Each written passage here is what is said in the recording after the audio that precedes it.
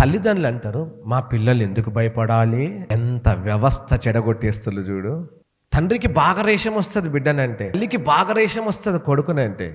అంటే నీ జీవితాన్ని సక్రమంగా మార్గంలో పెట్టే దైవజనుడు హెచ్చరిస్తే ఆ హెచ్చరిక నువ్వు బేఖాతారు చేస్తావా? మేము ఒకప్పుడు సండే స్కూల్లో చదువుకున్నప్పుడు ఒక సిస్టమ్గా, ఒక క్రమమైన రీతిలో దేవుని మేము ఆరాధించగలిగాం. ఈరోజు నాకు ఈ వాక్యాలన్నీ గుర్తున్నాయి. ఏంటి తెలుసా? నాకెవ్వరు చెప్పాల్సిన పని లేదు. వాక్యం చిన్నప్పుడు మా సండే స్కూల్ టీచర్లు మాకు నేర్పిన ఈ దైవ వాక్కులే ఈ హృదయంలో నాటకపోయినాయి. నేను కొన్ని వందల వాక్యాలు నేను చెప్పగలుగుతాను నా నోటి నుండి రెఫరెన్స్ లేకుండా. ఇవన్నీ ఎప్పుడు తెలుసా? ఒకప్పుడు మా తల్లిదండ్రులే కనుక అడ్డుపడేది ఉంటే ఈరోజు దేవుని వాక్యం నా హృదయంలో ఉండేది కాదు.